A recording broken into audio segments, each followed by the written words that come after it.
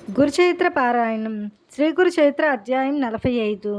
ఓం శ్రీ గణేశాయ నమ, శ్రీ సరస్వత్యై నమ, శ్రీ గురుభ్యో నమ.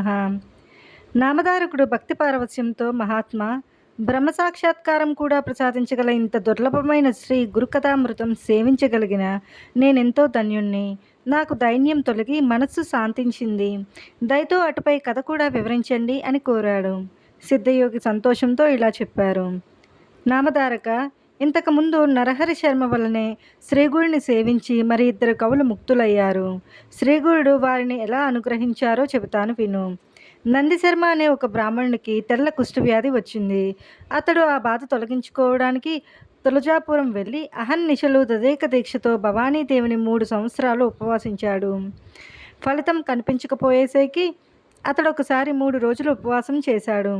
3వ నాటి రాత్రి జగన్మాత అతనికి స్వప్న దర్శనమిచ్చి చండలా పరమేశ్వరుని ఆశ్రయించమని చెప్పి అంతర్ధానం అయింది. ఆ ప్రకారమే అతడు వెళ్ళి 7 మాసాల పాటు ఒంటిపూట భోజనంతో ఆ పరమేశ్వరుని పూజించాడు. అప్పుడు ఒకనాటి రాత్రి ఆ దేవి స్వప్న దర్శనమిచ్చి గంధర్వపురంలో విజయం చేస్తున్న త్రిమూర్తి అవతారమైన శ్రీ నరసింహ సరస్వతి స్వామి అనే యతీశ్వరుణ్ణి ఆశ్రయించమని చెప్పి అంతర్ధానమైంది. నందిశర్మ నిద్రలేచి, అయ్యో, నేను ఇంతకాలం ఇంతటి దీక్షతో ఉపాసిస్తే తేలినది ఇదేనా దేవి? ఈ మాట మొదటే చెబితే నేను ఇక్కడికి వచ్చేవాణ్ణే కాదు. 3 సంవత్సరాలు తులజా భవానిని, 7 సంవత్సరాలు నిన్ను సేవిస్తే నీవు చివరకు నన్ను ఒక మానవ మాతృని ఆశ్రయించమంటావే, నీ దేవత్వం ఏమైంది? అలా చెప్పడానికి పరాశక్తివైన నీకు సిగ్గువేయడం లేదా? 7 నెలలు తపస్సు చేసి నేను తెలుసుకున్నది నీకు శక్తి లేదనేనా? నీ వల్ల కాదని మొదటనే చెబితే నాకింత కష్టమైనా తప్పేది కదా అని వాపోయాడు. చివరకు ఈ కఠిన తపస్సు వలన బలహీనుడనైన నేను ఇంకెక్కడికి పోగలను? నేను ఎక్కడికి వెళ్ళను. ఇక్కడే మరికొంతకాలం పునశ్చరణ చేస్తాను. దేవి, నీవు నా రోగం పోగొట్టుకుంటే నీ పాదాల వద్దే ప్రాణత్యాగం చేస్తాను అని దేవికి చెప్పుకొని ఈసారి ప్రాయోపవేశం చేయసాగాడు. ఆ దేవి అతనికి మరలా ఆ మరుసటి రోజు రాత్రే స్వప్న దర్శనమిచ్చి అతని అచ్చటి నుండి లేచిపోమని ఆదేశించింది. దానికి తోడు అచ్చట పూజారికి కూడా ఆమె దర్శనమిచ్చి నందిశర్మను అక్కడి నుండి వెళ్ళగొట్టమని ఆజ్ఞాపించింది. మరుసటి ఉదయమే వాళ్ళందరూ అతనితో, నందయ్య గారు, అమ్మవారికి సెలవయింది కనుక మీరు తక్షణమే ఇక్కడి నుండి వెళ్ళిపోవాలి, లేకుంటే మేమే ఇక్కడి నుండి నెట్టివేయవలసి వస్తుంది అని బెదిరించారు. వేరు దారి లేక అతడు అందుకు అంగీకరించి దేవుని పూజించి పారణ ఉపవాసం ముగించి చేసి ఆ ఊరు విడిచి బయలుదేరాడు. తనకు వ్రతభంగమైనందుకు ఉపవసిస్తూ ఒక శివరాత్రి నాటికి గాన్గాపురం చేరుకున్నాడు. అతడు దేవి చెప్పిన ఆ యతీశ్వరుడు ఎక్కడ ఉన్నారని ఆ నగరవాసులను విచారించాడు. వారు శ్రీగురుడు శివరాత్రికి నిన్నటి దినమంతా ఉపవసించి స్నానానికని సంగమానికి వెళ్ళారు. కొద్దిసేపట్లో తిరిగి వస్తారు అని చెబుతున్నారు. ఇంతలోనే ఆ యతిరాజు వస్తుండడం చూచి వారు ఆ కుష్ఠరోగిని దూరాన్నే ఉండమని చెప్పారు. స్వామి మఠంలో ప్రవేశించి తమ స్థానంలో కూర్చోగానే వారి దర్శనానికే ఒక కుష్ఠరోగి వచ్చారని అచ్చటి వారి మనవి చేశారు. అది వినగానే శ్రీగురుడు, వాడు సంశయాత్మకుడు, అయినప్పటికీ మా ఎదుటకు రమ్మనండి అని చెప్పారు. అది విని నందిశర్మ అడుగడుగుకు సాష్టాంగపడుతూ వారి ఎదుటకు వచ్చాడు. శ్రీ నరసింహ సరస్వతి అతన్ని చూచి, ఏమయ్యా, మొదటి దేవుని ఆశ్రయించాక మరలా ఈ మానవ మాతృని దర్శించేదేమిటి అనుకుంటూ మా దర్శనానికి వచ్చావేమి? నీకు విశ్వాసం లేకుంటే దేవి ఆదేశిస్తే మాత్రం రావడం ఎందుకు అన్నారు. వెంటనే ఆయన సర్వజ్ఞులని తెలుసుకున్న నందిశర్మ పశ్చాత్తాపంతో సాష్టాంగ నమస్కారం చేసి ఇలా అన్నాడు. స్వామి, నేను మూఢుడను. శుద్ధ సత్వస్వరూపులైన మీ దృష్టి నాపై ప్రసరింపచేయడం వల్ల నాలోని తమోగుణం అంతరించింది. పాపాత్ముడనైన నేను మీరు మాయాతీతులని, సాక్షాత్తు పరబ్రహ్మ స్వరూపులని తెలుసుకోలేకపోయాను. నేడు తమ దర్శనం వల్ల నా పాపాలన్నీ నశించాయి. మీరు భూమిని ఉద్ధరించడానికి దిగివచ్చిన గంగ వలె నా వంటి వారిని రక్షించడానికి మానవ రూపంలో అవతరించారు. మీ పాదసేవ దొరికాక నా అభీష్టం ఎందుకు నెరవేరదు? జారత్వ దోషం వలన పాషణమైన అహల్య శ్రీరాముని పాదస్పర్శ వలన ఉద్ధరణ పొందలేదా? నేను ఎన్ని పాపాలు చేసిన వాడినైనా మీ పాదస్పర్శ వలన పవిత్రుడనవుతాను. స్వామి, నా స్థితి కొంచెం విన్నవించుకుంటాను. నాకు వివాహం అయినప్పటి నుండి అపాతమస్తకము కుష్ఠరోగం వచ్చింది. అందువల్ల నా భార్య నన్ను విడిచి పుట్టింటికి వెళ్ళింది. నా తల్లిదండ్రులు కూడా నన్ను వెళ్ళగొట్టారు. నేను దిక్కులేని వాడనై ఆ జగదాంబను ఆశ్రయించి ఉపవసించిన నా పాపం నశించలేదు. అప్పుడు ఆ తల్లి చెప్పినట్లు చండలేశ్వరిని ఆశ్రయిస్తే నా రోగం తగ్గుతుందని గంపెడు ఆశతో అచ్చటికి వెళ్ళి కఠోరమైన పునశ్చరణ చేశాను. ఆ తల్లి కూడా నన్ను చేతరించుకుని వెళ్ళగొట్టిందే గాని అనుగ్రహించనే లేదు. నా ముఖం చూచేవారెవరూ లేరు. నేను ఇలా బ్రతకడం కంటే మరణించడమే మేలు. చివరి ఆశగా మిమ్మల్ని శరణు పొందడానికి వచ్చాను. దయచేసి ఈ నా వ్యాధికి నివారణ ఉన్నదో లేదో వెంటనే చెప్పండి. ఈ దుస్థితిలో నేనింక బ్రతకలేను. నివారణోపాయం లేకుంటే మీ పాదాల వద్దనే నా ప్రాణాలు విడవాలనే వచ్చాను. మీరే నాకు దిక్కు. ఆ పైన మీ దయ అని దీనాతి దీనంగా నందిశర్మ వేడుకున్నాడు. శ్రీగుడు అతని పట్ల కృప చెంది సోమనాథుడనే ప్రేశిష్యుణ్ణి పిలిచి, నాయనా, నీవతన్ని సంగమానికి తీసుకుపోయి సంకల్పం చెప్పించి అచ్చటి షట్కూల తీర్థంలో స్నానం చేయించు. తరువాత అచ్చటి అశ్వత్థ వృక్షానికి సేవ చేయించు. అప్పుడు ఇతడు కట్టుకున్న బట్టలు తగులబెట్టించి కొత్త వస్త్రాలు కట్టించి ఇక్కడికి తీసుకుని రా అని ఆదేశించారు.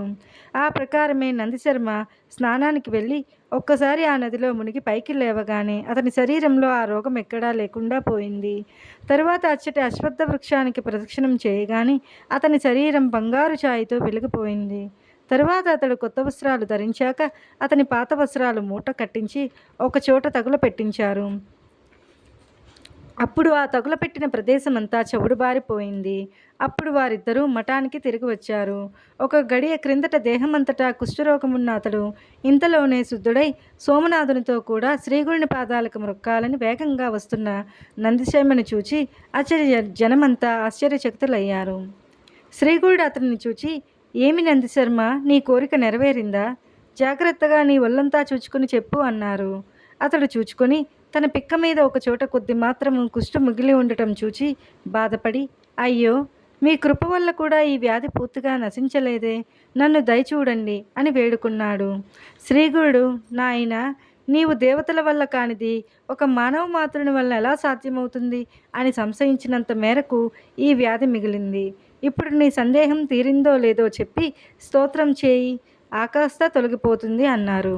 నందిశర్మ నమస్కరించి, స్వామి, మీ పట్ల నాకు గల సంశయం పూర్తిగా తొలగిపోయింది. కానీ నేను చదువుకోలేదు. మందబుద్ధి అయిన నాకు మిమ్మల్ని స్తుతించడం ఎలా సాధ్యం అని ఆయన పాదాలకు నమస్కరించాడు.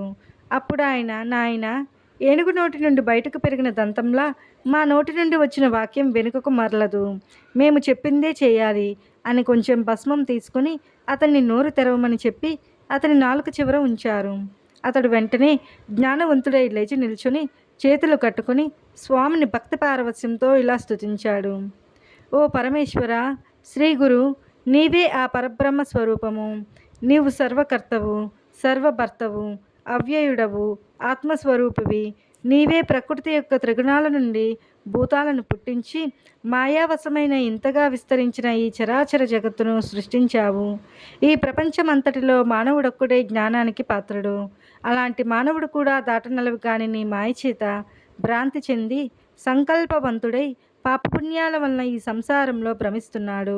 వీడి ఎన్ని కల్పాలకైనా ఈ మాయ నుండి బయటపడలేడు. ఒకప్పుడు సత్కర్మల వలన ఊర్ధ్వలోకాలకు పోయినా ఆ పుణ్యం వ్యయమవగానే క్రిందకు వచ్చి చంద్రమండలంలో పడతాడు. తరువాత వర్షంతో పాటు భూమికి చేరి అన్నమవుతాడు. అప్పుడు జీవుల చేత భక్షింపబడి రేతస్వరూపుడై తల్లి గర్భంలో పడతాడు. క్రమంగా నెలలు గడిచిన కొద్దీ ఎన్నో మార్పులు చెందుతూ తల్లి సేవించే కారము, వేడి మొదలైన పదార్థాల వలన ఎన్నో బాధలు పడతాడు. అయినా జ్ఞానం లోపించడం చేత పరమాత్మ అయిన మిమ్మల్ని స్మరించనే లేడు. ఆ గర్భచర్య నుండి తప్పించుకుని బయటపడ్డాక కూడా తన బాధలు, భయాలు ఎవరికీ చెప్పుకోలేక ఎన్నో బాధలు పడతాడు. కానీ మీ గురించిన జ్ఞానమే ఉండదు. బాల్యమంతా ఆటలతో గడిచిపోతుంది. యవ్వనంలో మదించి ఎన్నో పాపాలు చేస్తాడు. అప్పుడు కామవశుడై కాలమంతా గడిపేస్తాడు. వృద్ధాప్యంలో బలం క్షీణించడం వల్ల వ్యాధులు, సాంసారికమైన చింతలు అతన్ని తలమునకలు చేస్తాయి. వాటి వల్ల అంతిమ క్షణంలో కూడా మిమ్మల్ని హృదయపూర్వకంగా స్మరించనైనా లేడు. నేను కూడా ఇలానే మాయలో పడి ఎంతో కాలం మిమ్మల్ని స్మరించలేకపోయాను. ఇటువంటి ఘోరమైన సంసారంలో చిక్కిన నాకు ఇప్పుడు మీ దర్శనం లభించింది. మీరు నరరూపం ధరించి ఈ విశ్వాన్ని తరింపజేయడానికి అవతరించిన విశ్వపాలకులు. అజ్ఞానాంధులైన పామరులు మిమ్మల్ని గుర్తించనైనా లేరు. స్వామి, నన్ను ఈ సంసార సాగరం నుండి తరింపచేయి అని స్తుతించాడు. అప్పుడతడు ఆ పారవస్యంలోనే ప్రజల వైపు తిరిగి, ఓ జనులారా, ఇక్కడ మన మధ్య ఉన్న శ్రీగురుడు సాక్షాత్తు పరమేశ్వరుడే కాని మానవ మాత్రుడు కాడు. వీరి దర్శనం వల్ల నా పాపాలన్నీ దావానలం వల్ల ఎండుటాకులు భస్మమైనట్లు నశించిపోయాయి. వీరి పాదస్పర్శ వలన బ్రహ్మచే వ్రాయబడిన నొసటి వ్రాత కూడా మారిపోగలదు. పెన్నిది వలె నేడు మనకి ఈయన లభించారు. అయినా మనం ఈయన గుర్తించలేకున్నాము. ఆత్మశ్రేయస్సు కోరుకున్న వారందరూ ఈయనను భజించి ధన్యులు కండి. ఈయన మహత్యాన్ని నేనెంతని వర్ణించను?